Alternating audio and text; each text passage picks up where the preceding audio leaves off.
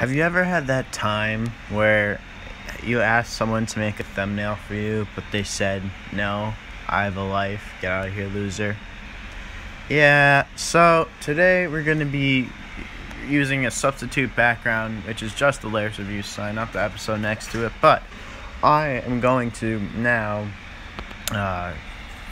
tell the episode we're going to review today.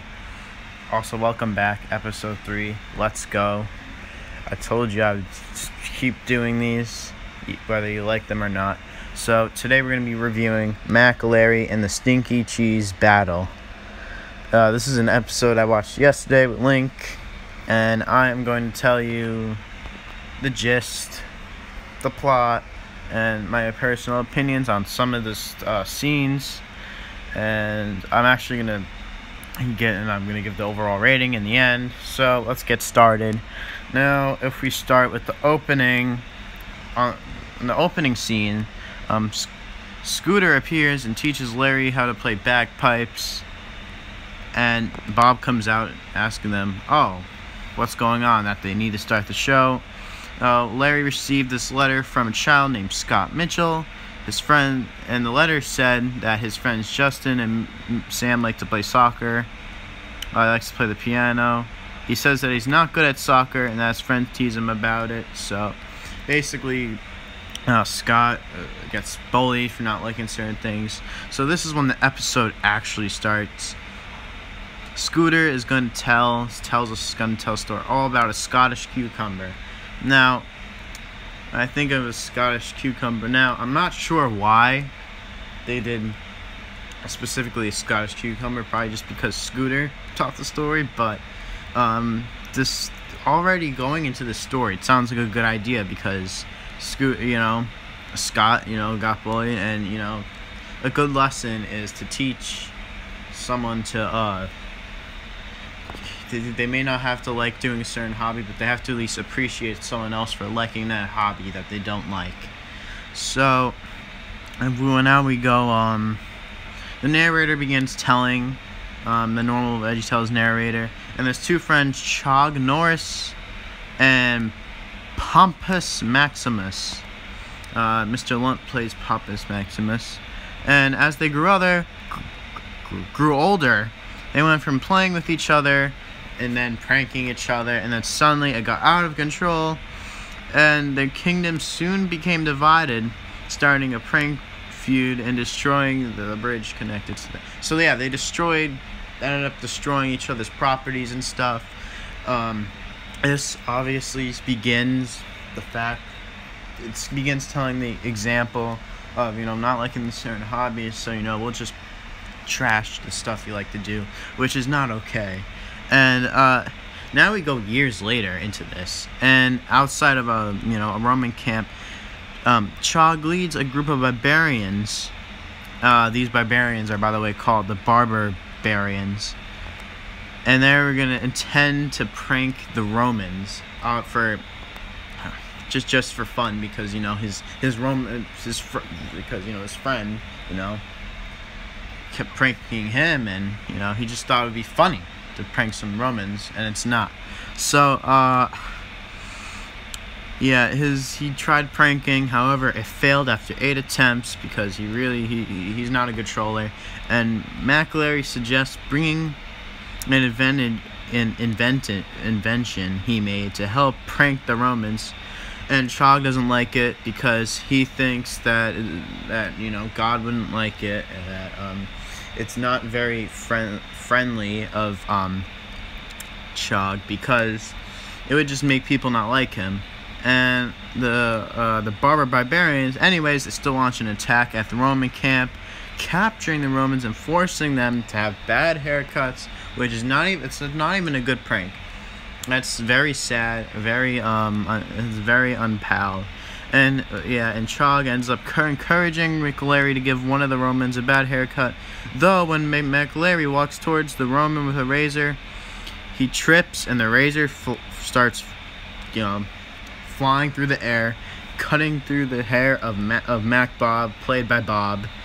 And this leads Chog to give the Roman a bad haircut. However, with Mac Bob failing, and MacLarry failing again. The Barber Barbarians walk home to their village, back to their village, since the prank failed. So, how do I feel about this scene?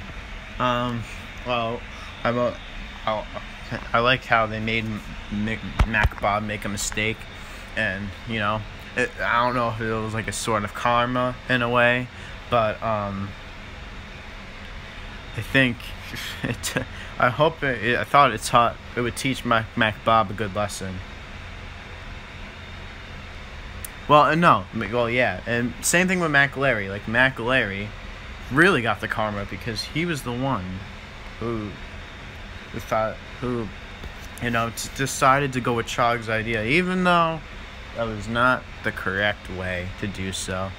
But here's my problem: where's Chog's karma? Where is it, huh? I don't see any Chog's karma here. So the next day of the story, Chog sets up a prank training camp for MacLarry because he wanted to teach MacLarry how to, properly prank, to improve his pranking skills, and he had to pass his intonation test, whatever you call it. And MacLarry tries to pull off the pranks Chog teaches him, but fails, obviously. And Chog gets annoyed. There in this dialogue throughout this scene, it was pretty funny in my opinion. And then finally, MacLarry is left alone. He makes this advantage, like a sucking up the sheep and shooting at Chog. He made like some sheep shooting invention, and in another funny scene, it knocked Chog into a tree, and it fell over into a village's lodge, destroying it. Now, after that, the barbarians scolded to MacLarry. Chog tells him that the village is no place for inventions. After MacLarry is left alone, of course, he realizes that what he did was wrong, and after looking at it, he realizes that he doesn't fit in his village, and he decides to move to Greece after reading that he lives in Greece.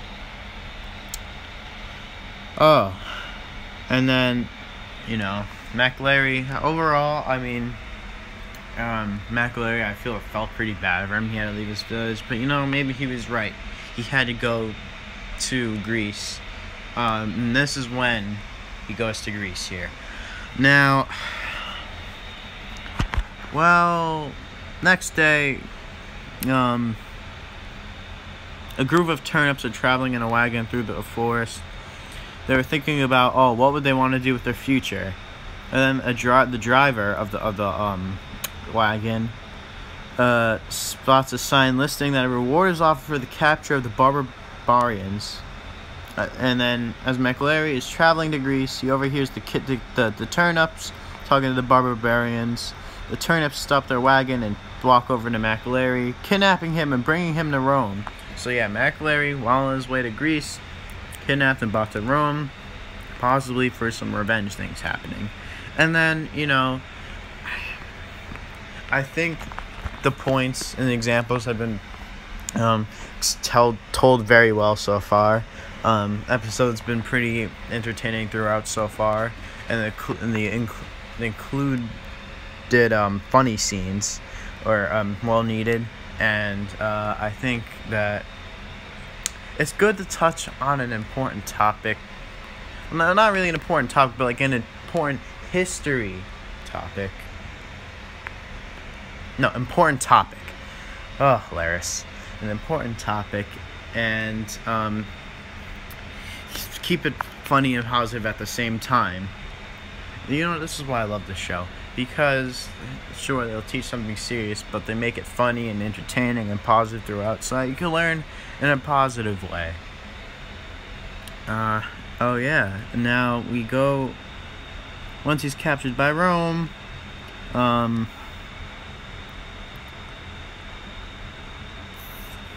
he comes back, and then he realized that, you know, Chog was there. And then he is welcomed back into Rome and orders his guards to kick out the turnips who brought him there because they weren't allowed. And now the Romans and the barbarians were now about to head to war, preparing and stuff. So you know, they had to stop that, MacLarry and Chog. So now, as MacLarry ran away from the Romans who were trying to attack him, he runs into Chog, who apologizes for being hard on him, saying, and Chog said that, you know, he appreciated Larry for his inventions. And now, yeah, the two were talking, but the Roman guard ended up chasing after them, leading them to run away. However, they thankfully are able to escape the Roman guards, and yeah, and then eventually Chog tells MacLarry that he should stay put in the village and stay safe. Now, this is when we get to the climax of the film, where the barbarians and Romans stand on a hill across from each other, and they start the prank battle with water balloons and pies, and they're all hit with pies. A bunch of stuff is happening. Now, I don't know if I mentioned this, but Chog before had to give Mac Bob held something called the Cheese of Attila, which was apparently this super weapon to stop the war, as what they described it. And then Chog called Mac Bob to give it to him, and Pompous throws a pie at Chog, leading Mac Bob to push him out of the way. And then the jar holding the cheese, and then pushes the jar holding the cheese to escape Chog's grasp, letting it fall and crack open, releasing the stinky odor. As they described, it was a stinky odor. And boy, did Chog and the Roman guards faint due to the cheese's stench. I found this scene very funny. I mean, yeah, right, Chog. If you faint to that cheese. And then Chog asked the barbarians and the Romans to grab some supplies, including the bridge contraption, because they were about to rebuild the bridge, allowing them to reunite together because he surrendered. He couldn't take that stinky cheese. And don't you love a good old prank? So yeah, a new bridge is finally built at the end, separating Scotland and Rome, and they celebrate. And now we go back to the countertop at the end. Scooter congratulates Bob and Larry's performances in the story and calls the French peas to get a kilt and bagpipes for Bob, because you know he wanted Bob to play the bagpipes.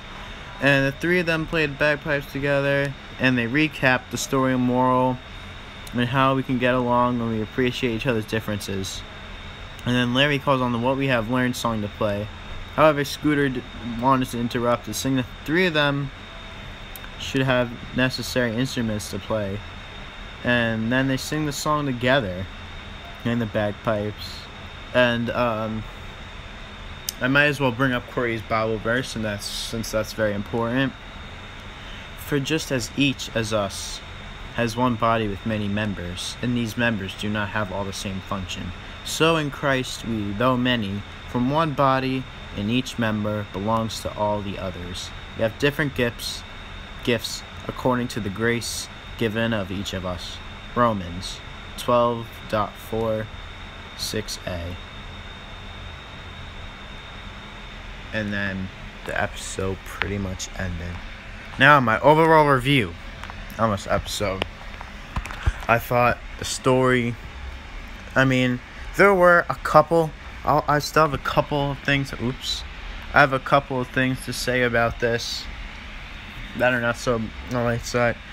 As the story, even though the story was like, you know, based on like, you know, like, not, you know, not them liking each other and the whole prank war. I don't know if this fully taught the thing, like, yeah, like, because the letter said, you know, oh, my friends didn't like, I didn't like a certain thing that my friend made me play. I mean, I think, yeah, they did learn in the end, yeah, you know, they have to accept each other and take turns playing, but the story did go a little overboard, and I do think that, I mean, but again, like, what else could they have done? They had to add some twist, you know, and, you know, I think it's fine, but you just can't go too off topic of the letter, and I don't think they did, but I think they did go a little overboard. I think that